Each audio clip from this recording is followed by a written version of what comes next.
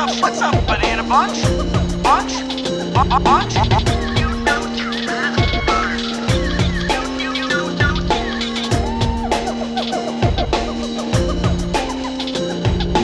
Welcome to the Jungle Gyms podcast.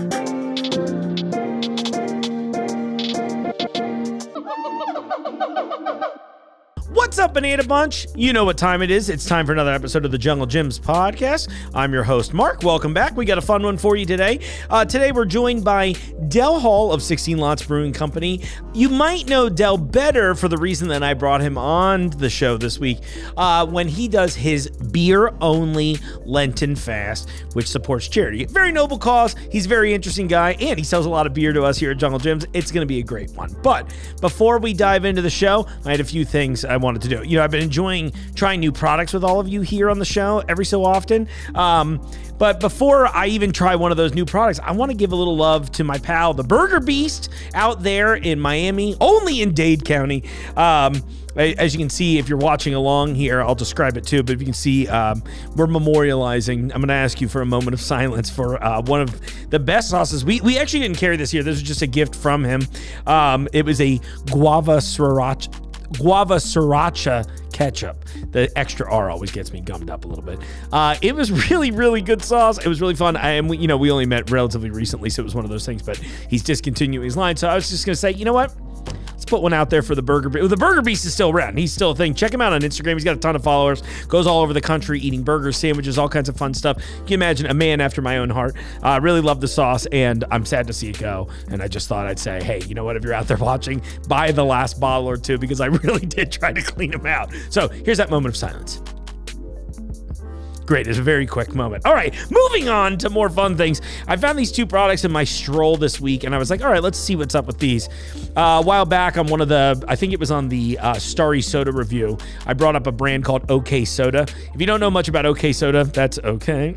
But there's a bunch of great YouTube videos on it, but it was a product made by, I'm pretty sure it was Coke, to fit in the 90s. It had a very aloof, laid-back attitude, and a really cool branding thing. I kind of wish that was more. So I'm walking through International the other day. I see these over in the Korean section, and I just see buckets of cookies, which already I'm like, oh, that's fun. It comes in a bucket. But this is called, the brand on this is called No Brand, made for consumer, and then it says, become a smart consumer. So I was already excited. And near that as well, I found over there in International, they say tangerine cream candies, but that looks like a lime or maybe a calamansi if you're nasty. But anyway, I just thought I'd try one of these while we're here before we get into the show, because like I said, it's a long one today, but you deserve to find out about a new product first. So if you're watching along, thanks. If you're not, well, you can listen to me eat into a microphone. All right, cute little ring-shaped cookies. These are fun. Let's find out what's up with these. Hey, there's a pretty good mild coconut flavor. Crunchy, you could hear it in the mic. I'm sure it's quieter than I thought. That's nice. I love this kind of thing, though. That was really the main exciting thing, is that I love when brands go out there and they're like, hey, let's educate the customer just a little bit. It's like what we do here at Jungle Gyms, too. And it's always fun if cookies come in a bucket or just anything, so worth your time. I actually saw them in chocolate chip, which I thought was kind of funny, but I thought coconut sounded more fun, and I was right. Let's test out one of these little guys. Also, shout out all of the, sometimes the Americans do this too, but what I love about International packaging is they always do a much cuter version of individualizing. It's gonna be really hard to see on camera, but all the candies are separate, all the cookies are separate. Oh, this is not what I expected at all here. So, hard to see. It looks like a horse treat. It's like kind of brownish, and there's some sort of layer on the outside. Does that have a smell? Oh, it's got a funky smell. This might not be a great one. Hey, wouldn't you all be happy if I found something I did love today? And this one, I can't even tell you the brand. It's literally just labeled as candy. So you're gonna have to, this is one for the YouTube audience, honestly. But you can't miss it. It's in a bright yellow bucket. It's over by the World of Ramen. It's got little green citrus fruits on it.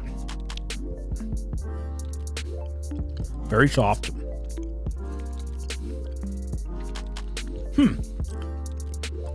Almost like a mild ginger thing going on.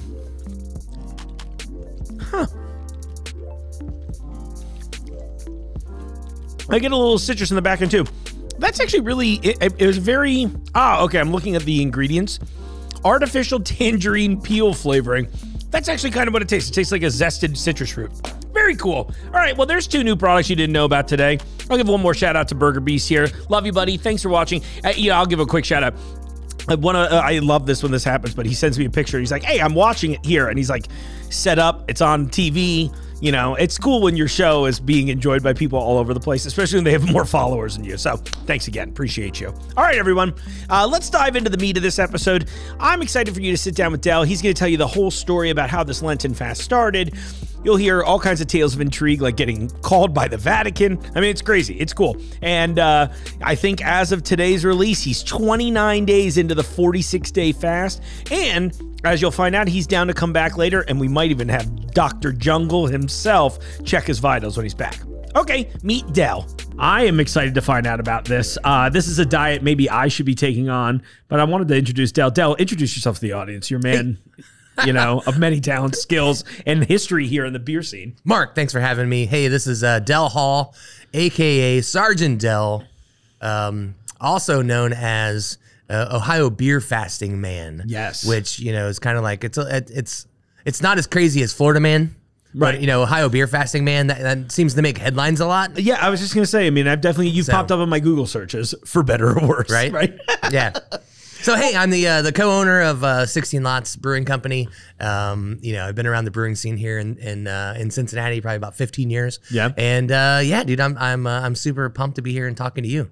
I'm glad you came in, and more importantly, I'm glad you chose to have lunch with me today. Oh my God. Yeah, I was like starving. Literally, I haven't eaten in 22 days, right? Right, that's what I was going to say. And so by the time this airs, will be what? How many days total is the fast for you? So it's 46 days total, right? So that is, everyone knows like Mardi Gras, right? Like Mardi Gras. Right. Well, there's a reason it's called Mardi Gras, which is French for Fat Tuesday. Yeah. Right? That is the Tuesday before Lent starts. Ash Wednesday is the first day of Lent, so everyone eats, and they eat whatever they want, whenever they want, and how they want to eat it, because they're going to give up some bad thing for them or whatever for Lent.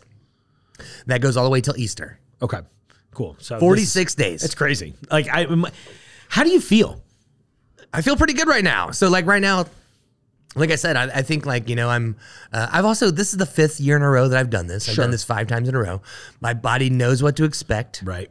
You know, the first year I did this, I didn't know if I was going to die or not. Like I really didn't. Yeah. Like I literally did not know. It's pretty unprecedented in modern times. So I was like, you know, there's like, now I go through phases. I know when those phases are coming. So that first, like, you know, 3 to 5 days, boy, it sucks. I mean, it is hard. I bet. Then you have that like 5 to 12 day range, which is like, okay, like I'm in it now. It's like, you know, but a lot of those bad habits are still there. Like, I mean, I don't know if you're like me normally, but like I'm driving around and I'm like, you know, you lose track of time. You forget about what you're doing. You're driving. You go, oh, I'm kind of hungry. Oh, there's Taco Bell. Right. And you like start to pull in. You're like, oh crap. Like I'm not eating right now. Like right. I'm literally not eating. Like, but those like, it's so ingrained in you, right? Like, the way that fast food is and food in general with the standard American diet. Yeah. It's so ingrained in you that like, you know, those kind of things that are just like subliminal. Like all these, like every time you drive by all these signs and like you listen on the radio and you're hearing things and you're watching TV, right? I mean, they're all designed to make you to eat the product, right? Yeah, just like that. I always think about like when you're at the movie theater, right? Like they definitely crank up the sound effects when it's like, oh, you hear that popcorn? You hear the sound of a sizzling cup of Coke getting poured into the cup. I get it. So good. I don't know how you do it, but I think it's incredibly impressive. Yeah. Maybe let's dive into a little bit of the history of it. Like, so how did this was, you were mentioning earlier, that this was like started by monks in a billion years ago. Right. Yeah, actually, yeah. So like it's like back in the 1600s, right? So the 17th century, there was a group of monks, and I don't want to get like too deep into it, but like give you like the quick explain it like I'm five version. The cliff notes, right? So because it's like I don't know. I've been in the beer scene for a while, and I was always into beer sales, right? Yeah. And you tell stories about beer, like I'm drinking this IPA right now, right? Mm-hmm. And you tell the story about how, like, you know, well, India was a colony of Great Britain, and like England wouldn't brew beer, and they would send it to India, but it would spoil. So you know they started putting a bunch of hops in it because hops are a preservative, right? And that old adage, right? And then like why are porters called porters? Because they would like the guys that literally the porters who put the steam trunks on the ships. Their favorite beer was this, this dark beer that was kind of like almost a stout, which stout is like a strong beer, right? All these stories with beer. Anyway, I digress. So it gets to the point where you talking about Doppelbocks, and you're like, oh, this Doppelbock, where'd that come from? They're like, oh, well, it came from, Bavaria, and the monks in Bavaria like wanted to prove to the world that they were so devout that they, stopped eating, and they were going to make this certain beer called Doppelbock, which is a double Bock beer. And they were already drinking Bock beers. They were drinking Doppelbocks, and they brewed that specifically to sustain themselves all the way through Lent without eating, so they could prove to everyone, hey, it's easy for you to give up sweets. Hey, it's easy for you to give up, different things, because we're going to give up everything and only drink our own beer. Amazing. That's where it came from, right? Wild. So then I'm like a super genuine guy. Like, I don't know what it was. I think it was like, remember like in like 8th grade, it was like Catcher in the Rye. You had to read like Catcher in the Rye in 8th grade. J.D. Salinger, and I'm reading this book, and it like really resonated with me, and I'm like, the theme in that book is like, don't be a phony, right? You don't want to be a phony. Yeah. And I loved that. I loved the vernacular. I loved the word, the phony. So I always want to be a genuine person. Sure. So here I am as a beer sale. I'm selling beer. I'm telling people I'm romanticizing beer. I'm talking about IPAs and porters and stouts and Doppelbocks, and at that time in my life, this is, probably like 10 years ago, I figured out that intermittent fasting was getting big, keto diet was big, right. Time restricted feeding, whatever you want to call it, and I started learning about fasting. I did some like water fasting. I did some other stuff, and I was like, then the next time I told the story about Doppelbock, I was thinking to myself, well, I know enough about fasting now. I wonder if that's true. Yeah. I wonder if like Mythbusters was a big show back then. Yeah. Oh, yeah. I was like, classic. I wonder if I could myth bust this myself. Right. What would Jamie and Adam do? Exactly, right? And I'm like, so I know enough about fasting. I know that I have enough body fat on me that I'm not going to die. Right. I shouldn't die. Right. But, like my body's not going to turn on itself and start eating like muscle and like organs, because I have enough fat on me. I think I could do this. So that first year, that's like, I really wanted to be a genuine person. I wanted to like kind of practice what I was preaching, and I knew enough about the science of fasting that I felt like it was safe. That's amazing. So that's the history. That's how I ended up doing this. Did you ever do like a short test run or anything, or when the first year you just dove all the way in? So the only test run I did was like water. Right? Like I did like a 5-day water fast once. Yeah. Just straight up water. And I would do like these fasts where I would do on a weekly basis. I would stop eating on a Sunday. Mm-hmm. Like Sunday afternoon, I'd have a meal, done. Tuesday, like at lunch, I'd have my next meal. So I was fasting for 40, 48 hours at a time on a weekly basis. And that was just working phenomenal for like weight loss and things like that. But mixing beer into to that, I had no idea what that was going to do. Right. So the first year I just jumped in. Yeah, I love that. Yeah. That's kind of how you have to be in these kinds of things, right? It's like take that wild swig, take the plunge, and it's funny too, because I'm known now because of what I do, and I'm known also for raising funds, right? I raise a lot of money for charities. That first year on purpose, I did not affix my name in this crazy stunt with any kind of charity. Because what if I died? Right. What if I literally would have died? Yeah. They were like, oh, well, Dell was doing this for juvenile diabetes and he died. Right. It's a memorial and a charity event at the same time. Right. So I'm like, maybe you would have cornered that market too. I can't. Oh, yeah. Right. The Beer Martyr. Yeah. Listen. Right, let's not get. I don't want that to happen. I don't want that. Let's be very clear. I'll look into the camera and say it too. I do not want that to happen. But at the same time, marketing's marketing. Oh, right. No such thing as bad press. Well, all kidding aside, though, I laughed when you first showed me this, and I'll get a better on-screen version of it too, so you can all see here. But I loved Sergeant Dell, A Real American Bureau. That was you said that was from Barstool Sports. Yeah, the first year. So I'm an Army veteran. I did 9 years in the Army. And so the first year that I did this, and like I started going viral, like I had no idea, right? Yeah. I mean, and this is like the real genesis story of how like I ended up going viral. My Jeep got stolen. I had a Jeep when I was at 50 West, or I was the director of sales at 50 West, and I had this old like Army Jeep that like is like it's like souped up, and it's like it's green. It says Sergeant Dell on the license plates. Like and so I always parked it at 50 West, and I just leave it there. Well, like I went by one day and it was like not there, it's stolen. I'm like, oh, you got to be kidding me! Someone stole my Jeep. So I put the word out on social media, and obviously, like I have a lot of friends and a lot of followers and things like that, but nothing like I do now. And 12 hours later, I had my Jeep back. Oh wow! Through the power of social media. Don't you love that? It was crazy, right? And this is 2019, and basically the news came out and did a story on me and the power of social media and how this Army veteran got his Jeep stolen, and then 12 hours later it was recovered, all through spreading and sharing of this stolen Jeep post. While I was interviewed by the newscaster, I said something about maybe you might want to come back next week, because next week I'm starting this thing where I'm going to do this beer fast. And they were like, hold up, what are you doing? And I was like, yeah, I'm not going to eat for 46 days. I'm just going to drink beer. And they're like, get out of here. Hold on. And they talk to each other, like the cinema, the videographer and the reporter. Mm-hmm. And they're like, let's tape some of this. Let's interview him now about what he's doing. What happens? Yeah. Same interview right after. It's like, cut. All right, now we're going to talk about this beer fast thing. What are you doing? And I told them, right, behind the bar at 50 West. Here I am, like, blah, blah, blah. This is what I'm going to do. Well, that was it, right? That broadcast on whatever, the 4 a.m. or 5 a.m., whatever, is not a good slot, right? Sure. Well, I guess their metrics showed that it did really well. Yeah. So the next day they played it at 8, or they played it at 7 a.m., 8 a.m., and 9 a.m. Then they played it at the 11 o'clock news as well. People are blowing me up. They're like, oh my God, you're all over the news. Well, I wake up at 5 a.m. because my phone's ringing the next morning. Oh my gosh. And it's Boston. I'm like, Boston. I got some few friends in Boston, but hello? And they're like, hey, this is Johnny so-and-so from Hill 105. Is this Del Hall, the beer guy? And I'm like, yeah. And they're like, so, and they're like, I'm like, and I do this interview in Boston, and I was like, you gotta hang up. I'm like, this is crazy. And then my phone rings and it's Miami, Florida. And I'm like, hello? And they're like, hey, Del Hall, the beer guy in Miami, Florida, blah, blah, blah. And I'm like, oh, okay, right? So it literally, it was like 15 calls in a row. Wow. From New York, Boston, Houston, LA.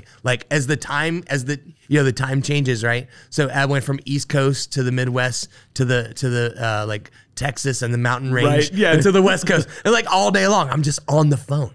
And I'm like, you got to be kidding me. This is crazy. Yeah. So as soon as that starts happening, then people start tagging me in the Washington Post, the New York Post, and all these newspapers. And I'm like, hold on a second. Now, I'm doing all these radio interviews. Now all these newspapers are hitting. And then it was TV was next. So then I started getting calls, and I was doing Zoom calls and in studio stuff for local and from, New York City, LA, I was doing all these literally going viral, and it was ridiculous. And then it was probably 3 or 4 days later, and then all of a sudden Dublin, Ireland called, and I'm like, get out of here. This is ridiculous. So that was from that interview about my stolen Jeep and being an Army vet to, and that's, everyone loves to lead that. It's a tie-in of it's Lent. Right. What kind of stories do you have for this time of year? Right. And then also as an Army veteran, right? So it's hey, the Army veteran is giving up, by the time 2 weeks rolled around, I was down 20 pounds. Wow. And then all of a sudden it was he's already lost 20 pounds. What is he going to wither away to? Yeah. And then it was all these follow-ups, and it was just sure. Boom, boom, boom. And it was everything you could possibly think of. So yes, Barstool, when they ran that first interview with me and the first article, they were they had this picture of Jesus holding a Bud Light, and that was how that was the intro. And then it was me, and then they started talking about the Army side of it, and the Army vet, and I told them I'd done all these things before. Oh yeah, I've run marathons, I've done this, I've done that, and and they're like, is he gonna do it, kind of a thing. And it was that was it, man.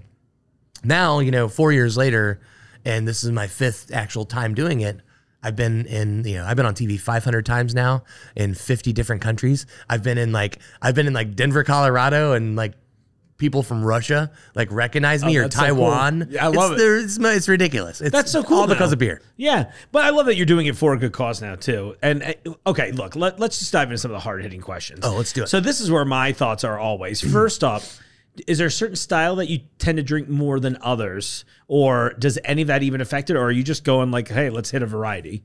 So the worst part of all this is the monotony, right?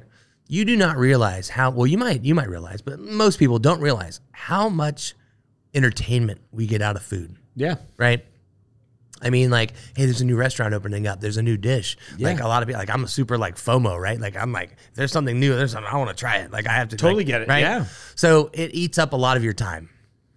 So entertaining to do things like that. It's also just, like, you get a ton of time back. Because if you think about on a given day, from the time you wake up till the time you go to bed, thinking about food. Well, I have to go shopping for food. I have to cook food. I have to plan food. Right. I have to eat the food. And that's like, I'm going to have like 3 meals a day or like, you know, whatever the case may be. There's a lot of time. Take all that away. You get all that time back. Right? Yeah. So you have a ton of free time. Yeah. It's hours of your day, I'd imagine. So boring. Yeah. So boring. So the good thing about beer is that there are a lot of things that I can turn to if I want something sweet. I can get a breakfast stout. Maybe it has a little maple syrup in it. Maybe it's vanilla or cinnamon. If I want something hoppy, tons of IPAs on the market right now. Mm-hmm. If I want something malty, I can have, you know, like a red ale or an amber.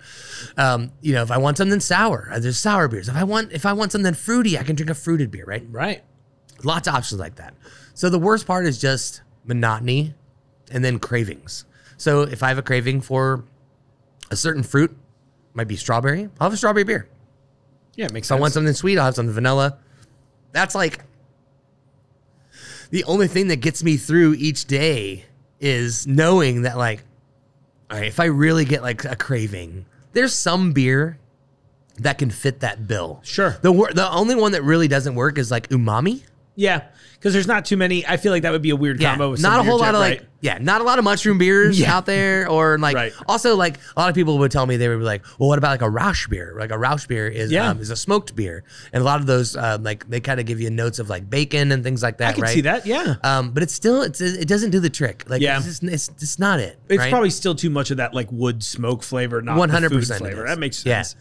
But other than that, I mean, so the answer, that long-winded answer to that question is, man, I just drink whatever I'm feeling. I love it. So I'm a hophead. I drink a lot of hoppy beers. My fiance is a hophead too, so that works out real well. But you know, I'll take a small taster of something sweet or a stout or a barrel-aged stout or something like that. You know, my go-to beer that's not my own is probably Coors Banquet. Okay. Right? Yeah. And it's an light, easy sipper. Yeah. And it also is crisp. So in the beer world, we call them crispy boys. Yeah. It's a crispy boy. It literally will cleanse your palate. And if I feel like my palate is like really coated, because, you know, when you eat, your digestive juices start flowing, and it actually starts cleansing your tongue and your palate. When you're not eating, everything kind of gets gunked up. Like, it's really gross, but your gums recede a little bit. Like, you get this coating over everything because you're not eating, because your digestive system is shutting down. So it's kind of weird. I've turned to ginger beer. Okay. Because ginger is that super crisp. It's all spicy. Yeah. And it feels like it's a really good like palate cleanser. It's almost like from like it used to be back, like, you don't see it so much anymore, but like back in like the 80s and 90s, if you went to like a fancy restaurant, they would give you sorbet in between meals. Yeah. They don't kind of do that anymore, but that's the same kind of thing. And you know, you bring up an interesting point too, which with like the way kind of foodie culture has developed, that you think that would be actually more prevalent. I would think so too, because like you really want people to experience this, but right. You know, in that same kind of in the same vein, you still see that, but only in sushi restaurants. From the pickled ginger. And that's what I was just going to say when you mentioned the ginger beer. It's like, it's perfect as a palate cleanser. That's why it gets used so often. That's why you get pickled ginger at sushi, right? Because it's such a delicate flavor. Right. You want to be able to pick up all those nuances. Right. You know, kind of speaking of, my palate is ridiculous when I'm not eating, because survival instincts kick in when you're not eating. So not only do I have crazy dreams about food and like finding food and things, but like the hunter-gatherer in our human nature, it makes my eyesight better. makes my sense of smell better. I can taste things better. Yeah. I can hear things better. So all the other senses are kind of picked up. So when it comes to like tasting beer and things, I can taste like these really subtle nuances and things that I couldn't before. That's so cool. I didn't even think about there being a lot of perks like that too, where it'd be unexpected. Yeah. You Brain fog? Gone. No brain fog. Right. Yeah. You're like back to your primal No self. inflammation in my body. I mean, I'm almost 50 years old, right? Yeah. And when I wake up in the morning, normally, like I'm like, oh, my back, oh, my knees, oh, my, you know, like also I'm a big boy, you know, like I'm a big fella, you know? So those things normally hurt. Now I like wake up and I'm like, yeah, everything's cool. Like it's good. There's no kind of inflammation in my body because, you know, I'm fasting. And fasting is a really good way for your body to cleanse itself. And I'm such a nerd with all this stuff. There's a process called autophagy, which is cellular regeneration and recycling. It won the Nobel Prize in 2017. And it's one of the reasons why people fast. I still get a lot of those autophagy benefits from my beer fast. That's amazing. Yeah. How many beers a day are you having? So I normally have, I'm gonna say like 3 to 5. Okay. You know, it varies. You know, my doctor always, you know, tells me like, just don't get drunk, right? If you get drunk, then you're getting dehydrated in your state, that would be really bad. Yeah.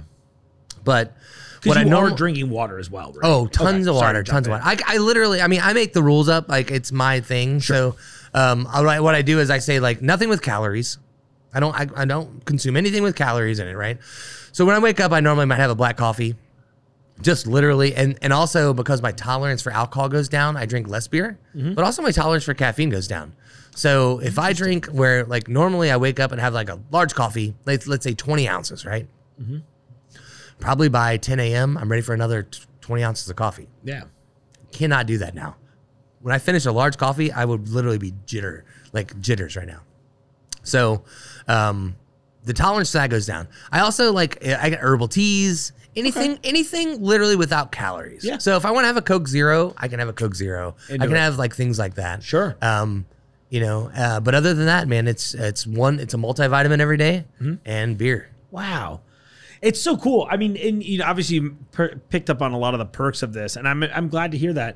But the one thing I don't think I've, in any of my research and reading about you in the time leading up to this, and just since you've been doing this, what are the drawbacks? Like, what have you not told people about? Anything weird there? Is this my Jungle Gyms exclusive? Oh, well, I mean, I would love to give you a Jungle Gyms exclusive. You know, the drawbacks are, it's really hard.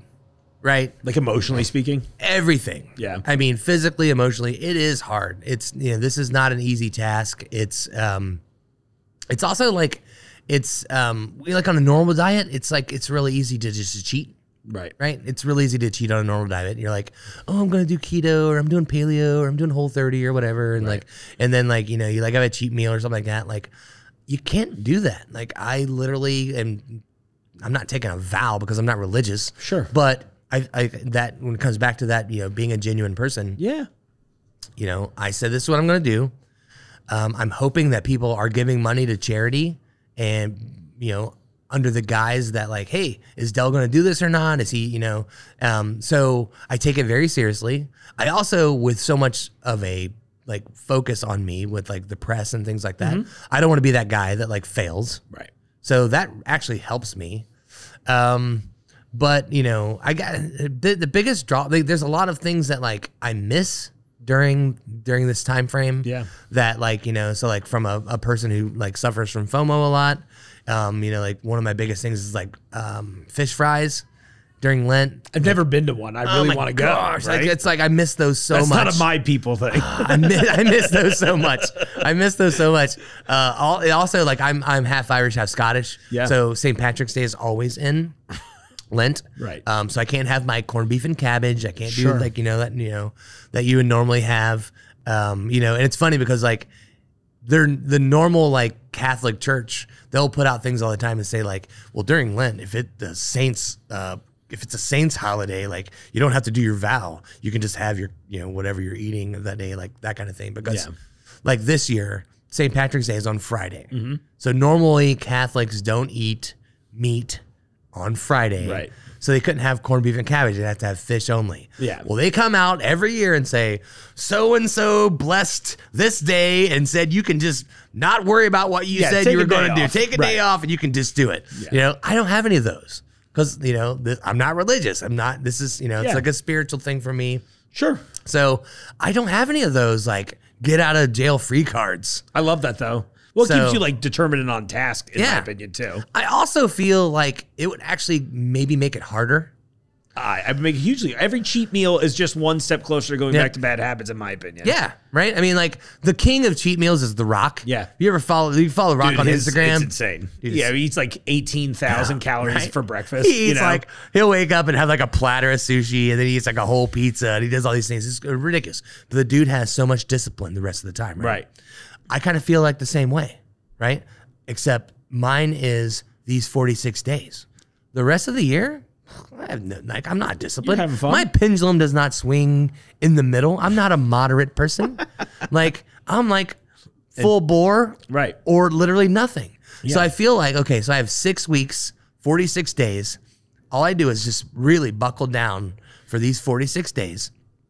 And I don't have to worry about the rest of the year, right? Yeah. So if you told someone like, you know, that's 46 days, you do the math and, you know, you say like, you know, I'm not going to eat one a day a week for the rest of the year. Yeah. That's my weight loss strategy. People probably say, well, it's 1/7 of the week. You're probably going to maintain your weight or lose weight. You're probably fine. That's probably a pretty good strategy. So I feel like I just do it all in one fell swoop. Why not? 46 days. Crush it. 6 weeks. Yeah. And then I can do whatever I want the rest of the year. All right, so then I have 2 questions to follow up with this. I'll go backwards. First off, what's your first meal after this? You have that thought? Have you thought that through? I figured you would. Yeah, it's actually so like I'm a big like tradition person. I love traditions. I love like you give me a reason to like. It doesn't matter. You give me a reason to dress up, to follow something. I do it. So like I've done like, you know, when it comes to Lent, because that's like a Catholic holiday. Yeah. Like I didn't like, you know, and I didn't want people to think nothing wrong with the Catholics. Of course, not no. like, you know, just not your thing. I get it. Not, yeah. I'm not. I told the Vatican I'm not a Catholic. Yeah. But I've also done the same thing. I've celebrated Passover. I've celebrated Ramadan. Yeah. I've celebrated, right? Why not? And I've done some form of fasting every religion has some sort of fasting in their, right. You know, in their dogma. So I've literally done all of those things over the years. And now I can't remember what was the original. Your first meal back. Yeah. So for some traditions, right? So like traditions. So whether it's eating and religion or whatever. Yeah. But so the first year I did this, I was invited by Sweetwater Brewing in Atlanta. Yeah. I was invited to be like a VIP down there. Oh, cool. So I went down to their 420 Fest. Yeah. And no, first of all, I did not partake in 420 Fest because I didn't know what like that would do to me. Right. Yeah. Not having anything in my system. Like I'm not like normally like I would partake, not all the time, but like occasionally, whatever. But then I was like, I don't know what this would do to me. I have no idea. I also had, by the way, this is like another little subreddit. Hit me. It's like a subreddit. That the week before that, I was in Denver, so I brought back some gummies with me, and I had them with me. But like, I literally I'm so strict, like I can't eat a gummy. Right? No, of course not. You guys wait. So I literally just passed those out to people at 420 Fest. Like all the people that I know, I'm like, hey, you want some gummies? I got all these gummies here. Take these. Right. Right. So I felt like I was like the Willy Wonka. I was like, here you go. Yeah. Like here's Johnny Appleweed. Yeah. Like, oh, Mark. That's the next Jungle Gyms exclusive. That's tight. I like that. So anyway, I'm in Atlanta. I'm like, listen, like I got VIP, right? So like I'm on stage for like Jason Isbell. I'm on stage with Avett Brothers and like that's awesome. Revolution and like Trampled by Turtles and like all the dude, it's amazing, right? Crazy. JJ and Mofro. Big stuff. It was really cool. And but like I was dead set on like midnight on Easter, I can eat. Now, a lot of people don't know that you can't just like go full bore after not eating for 46 days. Right. Your body physically changes. It's not just a mental thing. Your body physically changes. So they found this out during the Holocaust and just from prisoner of wars in general over the years, that when you don't eat and you starve somebody, your intestinal tract has a liner in it. And this is kind of gross, but it's called a mucosal lining, mucus. Right. And what that does is when you eat something that hits that mucus and it slows down the travel so that you can absorb nutrients. Right. That goes away Right. when you're not eating. Yeah. Physically, I've So literally this is where seen, the drawback starts. I've physically have seen this go away. Yeah. So you can't just eat. You can't just be like, oh yeah, because like you can like since there's no like kind of the mucus is lubrication in your system, you can't stop that system up. So you got to go back slow. You got to eat very small amounts and small amounts of things that are easily processed by the body. Right. And it normally takes about a week to eat meat. So you would start with something really easily digestible, raw vegetables, bone broth, things like that, salads. Then you can move into like seafood, poultry, and then beef. So I knew this going into it. So in my backpack for this festival, I had this big thing of bone broth, right? And I was like, oh, man, I'm going to tear this bone broth up. This is great. Midnight, Easter, celebrating with bone broth. Yeah. And, I filmed all this, like, and so I'm with a bunch of beer reps. And we're leaving the festival like 11 o'clock at night. And I was like, hey, at midnight, we need to be somewhere where I can set up and film. I'm going to film my first meal. Yeah. This is crazy. And so we go to this restaurant and I asked them, hey, is it okay? Like, I'm not eating right now, but like I have bone broth. Is it okay? And they're like, oh, absolutely. Like, go ahead, do your thing. Yeah. Midnight comes. Everybody's like, let's go down. I'm like, I pop this bone broth. I remember, you guys have it here at Jungle Gems, by the way. It's Kettle and Fire. Oh, yeah, good stuff. Kettle and Fire bone broth, right? Super legit. Yeah. All organic. I take this bone broth, and I take it to the dome. I'm like, cold. I'm like, this sucks. This is not the pleasure that I'm looking for. Right. I'm missing something. There's nothing, like, I don't know what it is, but like, I thought I would just go crazy over this bone broth, right? Yeah. The French have a saying, and boy, do I know it's the truth, that hunger makes the best sauce. Right. Oh, I love it. That's so great. Yeah. The longer you go without eating, the better something's going to taste. Right. And the French know this, and they're like, hey, if you're actually hungry, you'll really enjoy your meal. Hunger makes the best sauce. And I thought this was going to be the sauciest like meal there was. Yeah. And it sucked. It was just, it did not hit the spot. I was like, you've got to be kidding me. And everybody's looking at me for these like reactions. And I'm like, nah, it's not doing it. And I said, I need something else.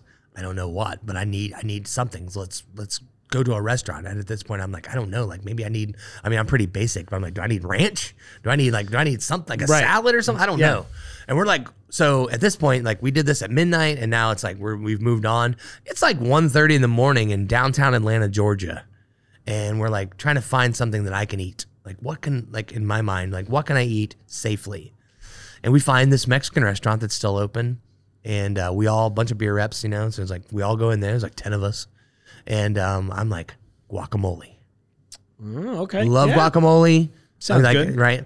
It was the best guacamole I've ever had in my life. Bet. I don't know if Atlanta, Georgia just produces the best guacamole you've ever had, or if I was so hungry that sauce was produced. Came through. Right, yeah. It could be both. Who knows? It was amazing. Yeah. And it was awesome. So now I kind of like, that's kind of like my thing. Cool. So now, and I make a really good guacamole myself. I'm kind of like a home chef, I love it. So I make my own. So like I start like, 11:20 at night, I start making that guacamole that I can partake in at midnight. I also really love margaritas because can you have a guacamole without margarita? No, I don't think. I actually think it's illegal to. I think it is too. I think it's like a Oaxacan thing. Yeah.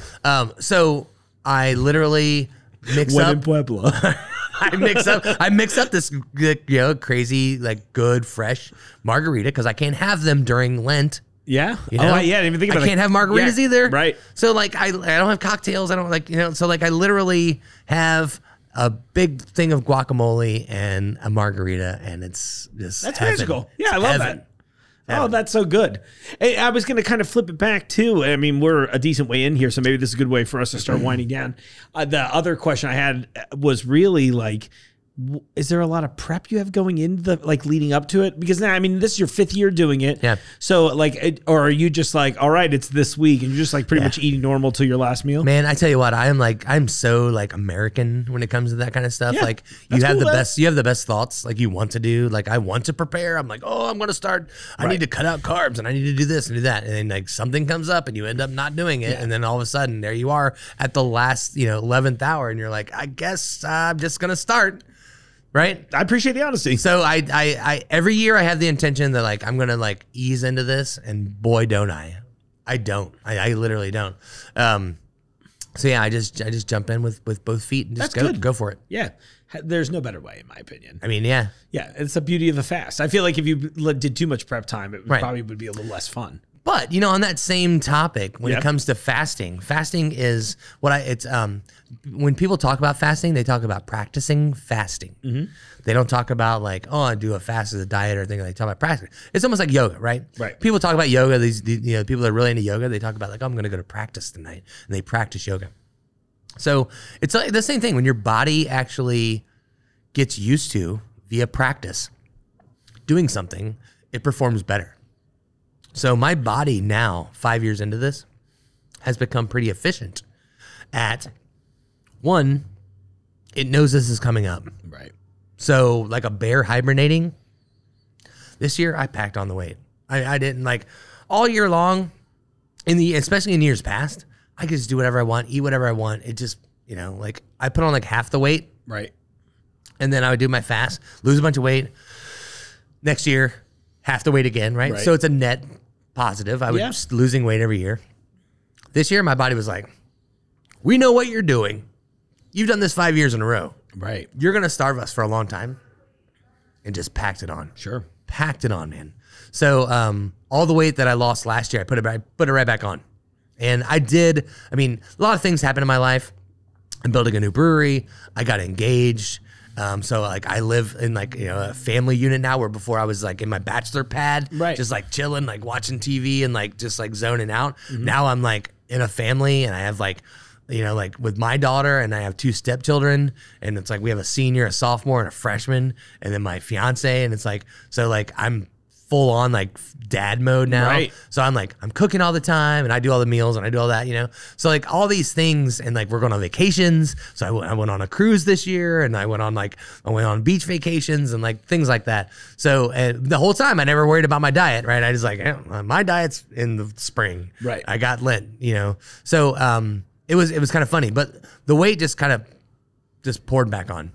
Same thing at this point in my fast, the weight has just fallen off. It's crazy. Like your body knows. Yeah. And I feel like that's part of the practice, right? Sure. So it's practicing. It's practicing fasting, and it knows this is going to happen, and here's the consequences, and we're going to prepare you for it. Beautiful. So the only thing different that I did this year, and a lot of years, I do different things. I've worn continuous glucose monitors. I always get my blood work done. I've like lots of things, right?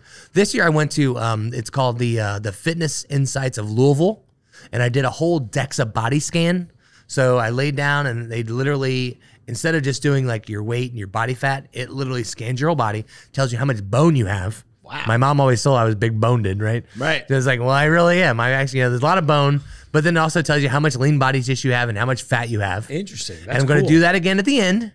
Also, when people tell you like if you're starving yourself, your metabolism slows down. Yeah. I had my metabolisms like done at the beginning. So he hooked me up to this machine. Yeah. For like 15 minutes. I breathed, and like they measured what was the CO2 levels and how much I was burning. Interesting. So cool. I got all those done so that this year, when I'm done with this fast and I've lost X amount of weight, definitively will tell you how much weight was muscle, how much weight was fat, and then also what it's done to my metabolism. Amazing. I can't wait to hear those results, honestly. Yeah. Should have you call in once this is over to get a little update on that if you're into it. Dude, I'll come in and I come in. Look, I sell a lot of beer to Jungle Gyms. Yeah. Great. Between Eastgate, Fairfield, sell them a lot of beer. I'm here all the time. Cool. I will pop in anytime you want for a little update. That. Yeah, we should do that. I will show you my before and after pictures. I love it. With my body scans. Yeah. We'll do like an overlay on them and like, look at this guy, look at this, like, you know, what it looks like. Awesome. Yeah, I would love to do that with you. Yeah. Cool. Thanks, Dal. I really appreciate that. Well, of course, I want to keep wishing you the best as you're crushing through this. I think by the time this airs, you'll have 17 days left. So we're a good ways into the fasting, but you're going to crush it. It's going to be great. Hey, if people want to support you and the charities that you're doing this on behalf of, I know we showed the picture earlier. Yeah. But what's the best way for people to follow your journey and to show some love? Yeah, so the best way to actually follow along is through social media, right? And so you can just go to my Instagram. It's Sergeant Del, SGTDEL. Follow me on Facebook, Del Hall, beer influencer. But the best way to actually give, and that's what we want everyone to do, is basically to give money. My charity this year is I'm doing the Pig Abilities. So on Flying Pig Weekend, May 6th, at noon, is the All Abilities Welcome 1 mile race, right? So I'm the starter this year. And basically what that is, it's put on by Goodwill Industries. And it's the 1 mile for all abilities. Basically, I have a team called Sergeant Del's Army. And what they've arranged with this setup is that the Ken Anderson Alliance, which is like I do the beer, I do Kenny's Day Drinking Lager. Right. I have a 16-year-old daughter with cerebral palsy, and soon she'll be an adult with disabilities. Ken Anderson Alliance basically raises money for adults with disabilities. He's planning this, huge complex out in Springfield Township that is like all inclusive. Basically, we in our world we say typical people. So typical people can live there. Yeah. People with disabilities can live there, and all phases of disabilities, regardless of what that is. And so he's just always raising money for this complex. If you give money to Sergeant Del's Army this year for the Pig Abilities, that goes directly to the KAA. Amazing. So Goodwill has said the Ken Anderson Alliance can have a branch of our 1 mile race, and anyone that raises money for the Ken Anderson Alliance, all those proceeds will go to them. That's beautiful. So it's such a noble cause too. Over I love that. Yeah, over the last 2 years through me and 16 Lots Brewing Company and our beer and everything combined, we've raised over $40,000 for the Ken Anderson Alliance. That's so cool. So if anybody wants to give to my team and support Sergeant Del's Army, I'm going to be doing this 1 mile, and I'm going to be pushing my daughter in her wheelchair for that 1 mile. And at the end of it, I'm going to pull on people's heartstrings. I'm going to get to the end of it. I'm going to be like, hey, Natalie, you want to get up and walk with me, and we'll walk over the finish line. Yeah. Right. Cause she walks pretty well when I'm holding her hand. Yeah. So I'm I really want her to do that. You would go to KenAndersonAlliance.org. They normally have a banner at the front of its website that'll say support the Pig Abilities. Right. Click on that, and then you'll see all the teams. So Sergeant Del's Army is my team. Click on that and donate whatever you want, whether it's, $1, $5. You want to give $1 per pound I'm going to lose. Probably going to lose about 35, 40 pounds. You want to do, whatever you come up with when it comes to donating money, we're there for it. So nothing's too small, nothing's too big. Let us know if you want me, if you're a bar or restaurant or anyone in the tri-state area, you want me to come out and do an appearance and have a fundraiser at your place before May 6th, just hit me up, slide into my DMs. Perfect. I'm going to let you know, I will come out. We'll put some Ken Anderson Alliance. We'll put some Kenny's Day Drinking Lager on tap. Which is delicious, by the way. Yeah, and we'll come out. And a lot of these things, Ken Anderson himself comes and supports. We did, last week, we did the St. Patrick's Day Parade. So he was the Grand Marshal of the St. Patrick's Day Parade. I walked behind him with my big banner that said Sergeant Del, hey, donate. I love it. We're going to be in the opening day parade for the Reds. Perfect. So that's on I think the 30th or the 31st of March. We'll be doing that. And we'll do we've done appearances at Jungle Gyms. Yeah. So Ken Anderson was there. We've done a lot of things. That was where I think we first finally met in real life. IRL, we did. Yeah, right? That was good. That was a good day. Ken, great guy too. So yeah. So any of those things we can do to raise money, that's all I care about at this point is let's raise some money. I'm going to I don't rest on my laurels when it comes to all right, so I put this fundraiser together, I put it out there, and it'll raise money and then we're done. I have lots of things in the works. My buddy is just starting the new pickleball lodge up in Westchester. Yeah. We're going to actually have a pickleball tournament. That sounds amazing. And that pickleball tournament is gonna benefit my my Pick Abilities team and things like that. So we have lots of things. Between now and May 6th, you're probably gonna be sick of seeing me on TV and hear me on the radio and things like that. I'm glad to see you being successful though, truly. Seriously. Yeah, it's all for charity. Yeah, it's amazing. And I'm glad you're doing it. And I'm so glad you reached out to do this in the first place. So thank you, Dal. I appreciate it. What's the last beer here? Can I ask? Oh, yeah. This is like literally one of my favorite beers of the entire year. What I'm drinking right now is called Bonehead Red. This is a red IPA from Fatheads Brewing up in Cleveland, Ohio. So my buddy Matt probably actually brewed this. And so basically what this is, it's a red IPA. It's pretty weighty. So it's probably, I'm going to say it's 9% ABV. Somewhere in the probably 60, 70 IBUs, which is international bitterness units. Yep. But boy, I look forward to this. This is like one of my styles. It's a malty style that actually has a hop kind of backbone to it. Fatheads does amazing things. Love everyone that works at Fatheads. They're an amazing brewery. They're probably the most award-winning brewery in the state of Ohio. Oh wow! So they've done a really good job of kind of like standing up when we say like Ohio against the world. They're probably one of the foremost members of that contingent. Charge. Yeah. So, but I love this beer. It comes out once a year, and that's what I'm drinking right now. Perfect time. Got it right at the tasting bar. Hey, thank you so much. Yeah, when you hit me up, you're like, "Is it good if I bring beer?" I was like, "I would legitimately be mad if you hadn't."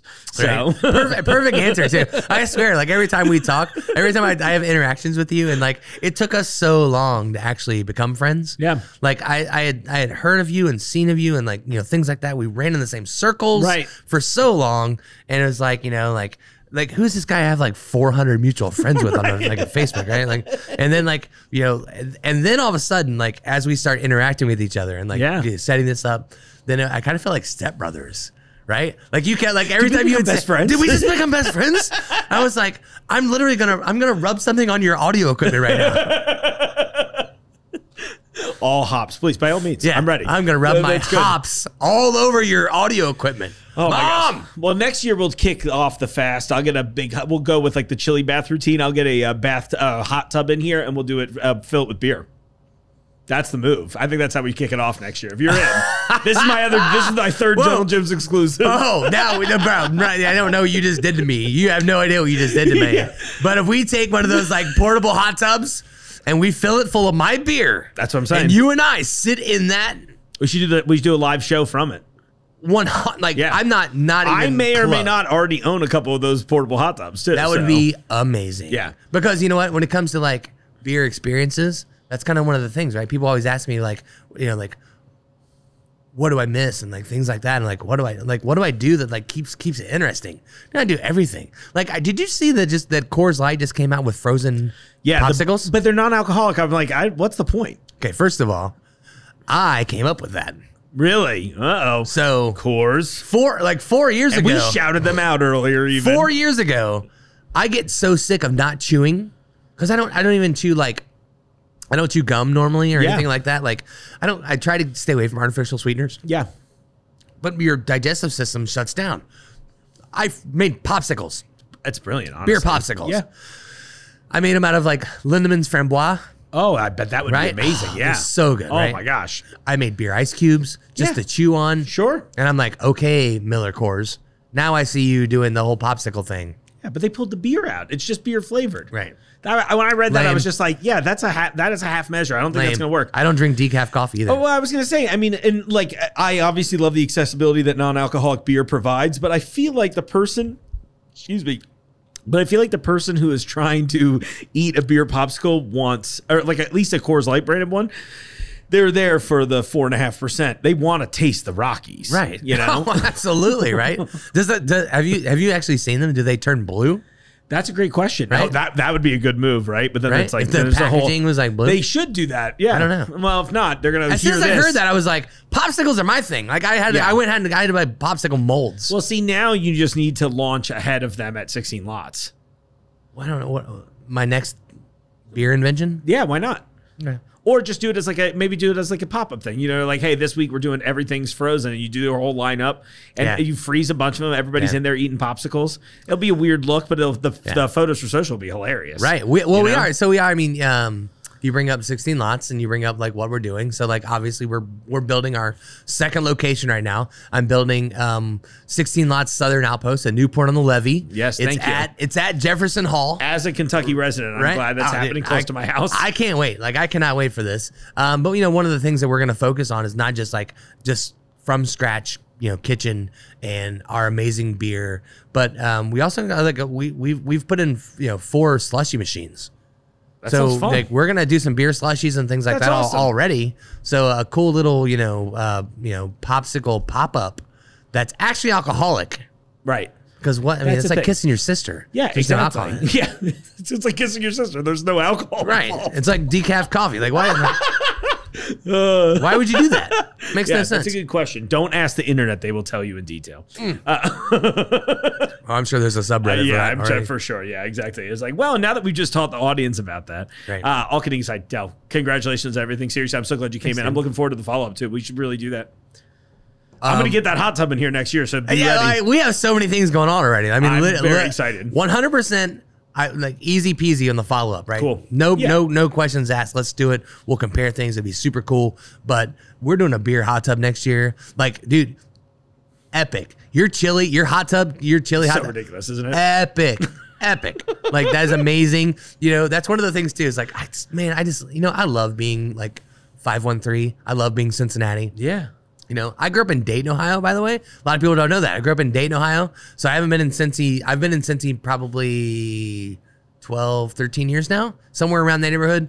But when I grew up in Dayton, I was 513. Like my number was always 513, right? Oh, that's cool. So like I've always been kind of 513. But when I tell you about my senses, right? And they're like heightened. It's like Spider-Man. Yeah.